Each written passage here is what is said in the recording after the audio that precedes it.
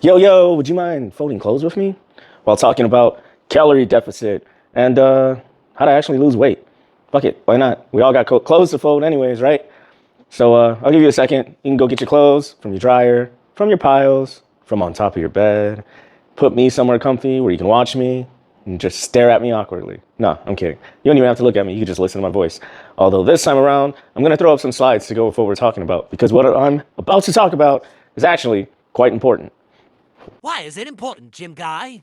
The reason I'm saying it's important is because it's important to fold clothes. No, I'm not talking about that. I'm talking about this whole calorie deficit weight loss thing and how it fits into the grand scheme of people got that motivation at the beginning of the year. They started off right. They were tracking calories or going to the gym and they're falling off. Many of them already. And a few people I've talked to, the reason they fell off, it was horrible. They fell off right when they were at the peak where I know they were about to see all that work pay off. And then boop, it's gone. So we can talk about that while we're folding clothes and just chill, hang out, reset for the week. You know what I'm saying? So without further ado, hopefully you got your clothes. I'll grab my clothes. Boom. And I'll put this back down. And if you're new here, I'll let you know how I go about folding my clothes, how I organize them. So I have this handy dandy 4x4 tiny little grid. In here, I like to put my small shirts, tank tops, and other things. Just fold them up, put them in, have a picture facing forward so I can tell where it's at. Right now, when I'm doing this on camera with you guys, I fill one of these up, then I take that out to where my pantry's at, or my linen closet, because that's where I keep all of my clothes. And I have everything labeled in there, so I'm able to just pick out and put it where it goes. All right. You can fit 4 of these inside of a larger cube, so that gets you 64 shirts right there. Secondly, I use these containers. Also got them off of Amazon. As you see, they have large sections in them.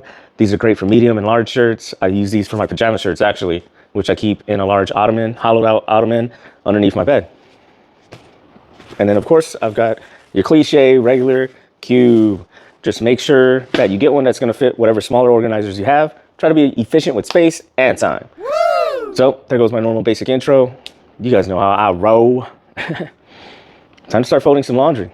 I'm talking about calorie deficit, which is like the one thing no one wants to do. That's why I was only rated 1 star on here, because don't nobody want to be hungry. But hey, everybody want to lose weight. Don't nobody want to be hungry. What's that all about?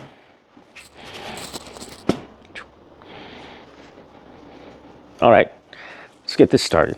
Bear with me, guys. This is the first for us. Popping our cherry of having something to talk about that's got slides with it. All right, so calorie deficit. Do you know what a calorie deficit is? Well, we eat food, and that turns into energy, which is calories. And then we burn energy throughout the day. Fidgeting, walking, worrying, doing exercise, so on and so forth. Did you know most of your calories are actually burned just being awake and moving around? Doing exercises does add to your calorie burn, don't get me wrong, but it's not a substantial amount compared to everything else you're doing. So anyways, calorie deficit. That's when you are taking in a certain amount of calories or energy and you're burning more than you're taking in per day. And your body has to get the rest of that energy from somewhere, so it starts to burn fat or muscle, depending, but we're not going to get that detailed with it. Most of the time, you're burning fat. So as you see in my beautiful, beautiful diagram, I just had to make it gothic. You see the scale on there, you see the calories in, calories out. The results, your body burns fat. And the results from that are weight loss. That's what everyone's after, right? Especially with that new year, new you. I'm not making fun of new year, new you. Anytime, anything that motivates you to jump in and get that ball rolling, knowing that ball may keep rolling, you may not quit, then that's a good reason for me. New week, new you. You know what I'm saying? Monday comes along. Mondays feel freaking powerful to me.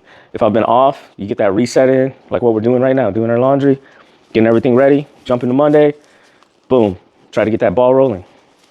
Give yourself some grace. It ain't easy. One little baby step at a time. So yeah, that's what a calorie deficit is. Eat less than you burn. You can look up your age, your weight, and all that, and find some averages on what you might be just burning during the day.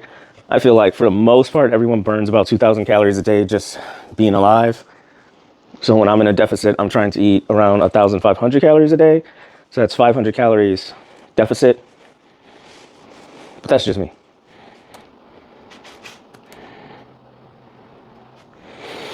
All right, let's move on to the next slide. So most people know about calorie deficit. It sucks to do it. It's hard work. You're going to be hungry. There's nights you're going to go to sleep crying. Wait, what? If you're not breaking under the pressure and raiding your fridge like me. And after you do that for a few days, it'll get easier. You won't be as hungry all the time, especially when the sugar gets out of your system. Did you know sugar makes us have that hunger feeling? Like we naturally have it, but like makes us have it a lot more and a lot more often. So when you're coming off of it, those days are rough. So if you can make it past those days, you're eating out relatively fine. You're keeping sugar out of your diet, not because you have to, because sugar has calories, but you could still be burning more calories than you're eating with sugar. The reason I want sugar out of my system is because it gives me that extra hunger, and we don't need that shit. So anyways, you've been doing that. You've been doing that for a few weeks. You're looking at the damn scale every day. Everyone tells you, don't look at the scale every day. That's nonsense. You're supposed to look at an average over time. well, yeah, how much time? 1 week, 2 week, 3 week, 4 week. See, that's what I'm talking about. Like, there's just these things people go to and they say to you, and unless they have recently gone through the process you have, like if they're already fit, they're already fit. I'm sure at some point they went through it.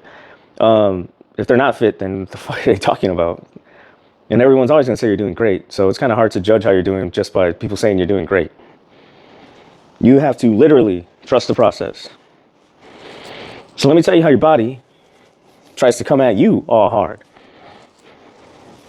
Your body tries to automatically make you think you're not losing weight. The scale will even go up. The mirror will look like poo-poo caca. All right? Everyone knows this one. Water retention. Stress, high sodium, and the new training can cause the body to retain water. So if you're just using the scale to measure that out, then the scale is going to say you're either gaining weight or you're sitting at the same weight. But in all actuality, if you've been in a true to life deficit and you know you're in a deficit, you're losing weight, like you're losing fat. You have to believe it. As long as you know you're in a deficit, believe it. Because your body's going to try to trick you. It doesn't want to lose weight. And one of the ways it's going to do that is with all that water retention. And when it puts that water back in those areas where you had the fat that's being burned, it's not going to hold as strong as that fat. No, it's going to be jiggly wiggly. I'm like, bloop, bloop, bloop, bloop, bloop. Not sexy. Unless you're into that. I don't judge you. You do you. You don't judge what I do. So yeah, that happens. Then we have glycogen replenishment. So your carbs get stored as glycogen in the muscles and in the liver, and that draws in 3 grams. Okay, this actually happens relatively fast. This is when you eat carbs and then all of a sudden you blow the hell up and you're like, oh, the carbs made me fat. That's not the case. The carbs did not make you fat. You are fine. The carbs made you look fat. Because think about that. If a carb is bringing in like 3 grams of water, most meals have a plentiful amount of carbs. Your body's just sucking up water like crazy. So here you are in a deficit. You're hungry. You're fighting. You're killing it, man. You're maybe a week or 2 in and you're gaining weight. It hurts. But it's just a mind fuck because really you're losing fat. Your body just has different resources it can go to, different transitions that are going to add water to it. One of those is all of a sudden we're going to use these carbs a little bit differently to get you feeling fat. And then because you're in a deficit, your body's trying to run slower with the energy that it does have, you get digestion lag.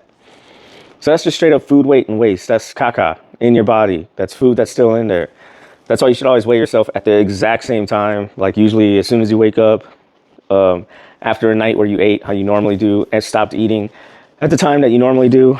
So like if you wake up in the middle of the night and you eat some shit, and then you wake up in the morning and you're like, I'm gonna weigh myself. Odds are that shit's gonna, that weight you're taking, it's not even worth it. You know what I'm saying? Like there's no point in weighing yourself at that point because that's not accurate at all to what you normally do.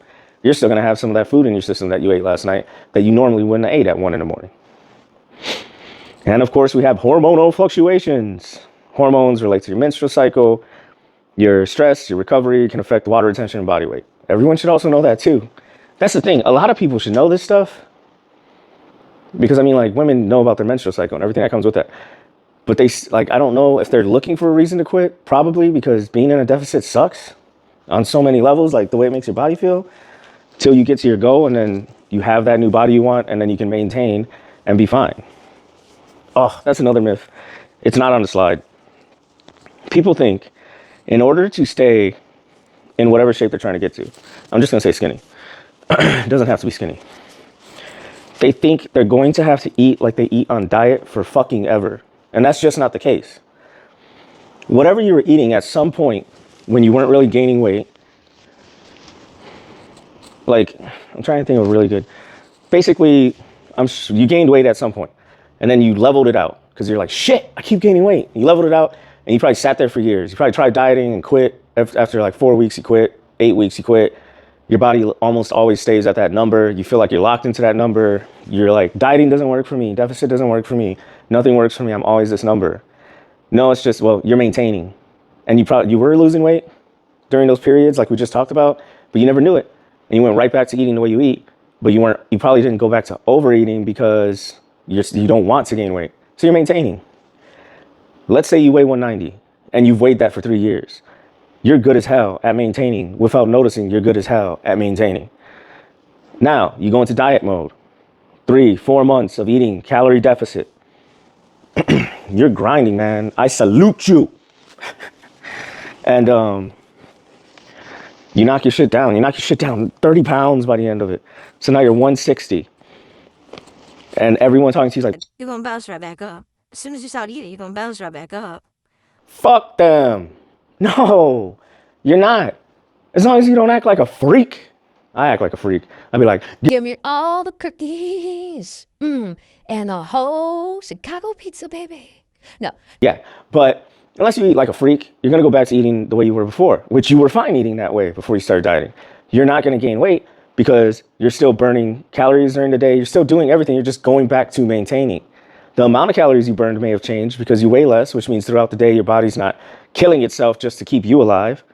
That's something to think about. But more than likely, you're also doing some type of workout routine, something where you're burning some extra calories, and it'll probably even out. So screw it. Whenever someone says you're gonna have to eat like that forever, you're prepared to eat like that forever. If you ate like that forever, you would just keep losing weight and you would be in the hospital. Sorry, I'm getting heated over this because there's so many people. This isn't like, oh, I saw somebody on Jerry Springer with this issue. No, it's like so many people I talk to, you know what I'm saying? But yeah, in my opinion, fuck the scale, period. But we're going based off the fact that you're using a scale. And that's the big fucking monstrous thing that's going to lead to you quitting. All right, let's look at a timeline of this shit.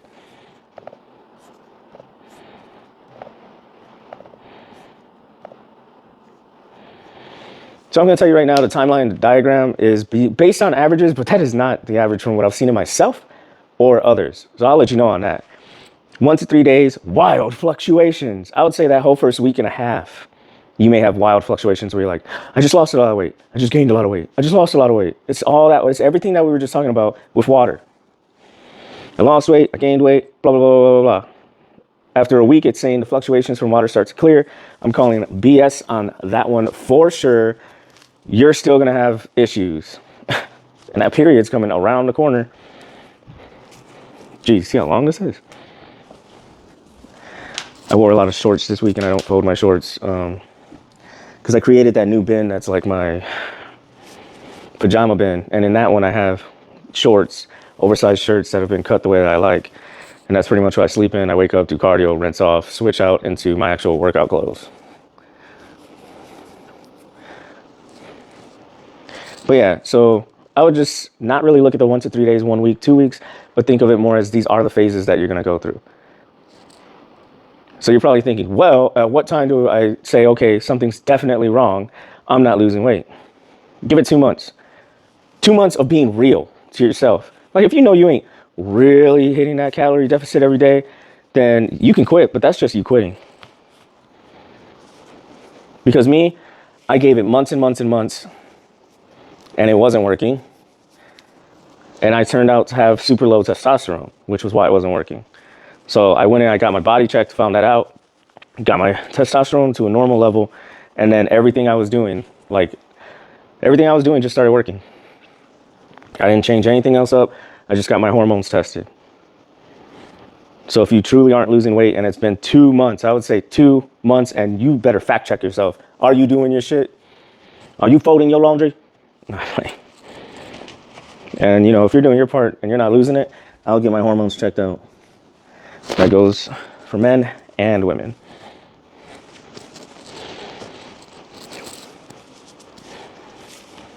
But yeah, let me tell you some more stuff from my life that I know about this whole process. More reasons not to quit. Eventually, you're going to get fed up. You're going to have a cheat day.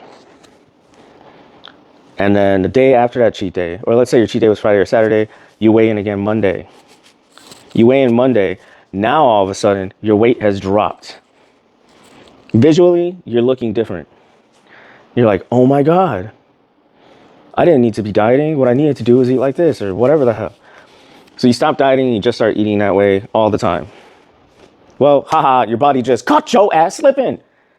Duh, you went and you ate a cheat meal. Your body did some regulations. That water probably got flushed out. The water that was making you look fat, that was making you weigh more, got flushed out by having that cheat meal. And now your body just tricked your ass because you're going to keep eating like that until you gain real fat back. So don't fall for that shit.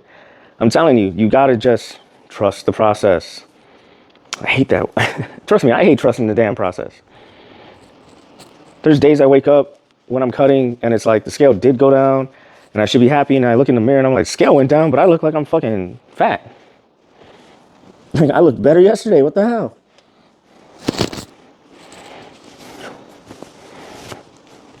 So that's my rant. If you're currently trying to lose weight, or if you plan to lose weight, plan to go in for at least a 2-month haul, no matter what. No matter if you're not seeing shit happen. Because that's another thing. When your body decides to stop fucking with you, and when your body decides to show you what you really look like, it literally will happen overnight. It can happen overnight. You'll be 1.5 months in, cursing me, because you're like, I just dieted for 1.5 months. I'm not seeing this, blah, blah, blah. You wake up, shazam. All of a sudden, you're like, wait a second. Did somebody come steal my fat in the middle of the night? No, like it literally can happen like that. Or within a matter of days, obviously, that's more than likely it. You just notice a sudden drop. Doop, doop, doop, doop, doop, doop. And if that drop is 10 or 20 pounds, I would say that's a good time to start maintaining. Because we all have goals. But the body doesn't work in a way where it's going to just drop 40 pounds for you in one straight diet. It can happen, but it's like an uphill battle the whole time. Even more uphill than normal, if you get what I'm saying. Now you're like, But Gym Guy, I'm on a roll. I'm finally seeing myself lose weight. Why would I stop losing weight?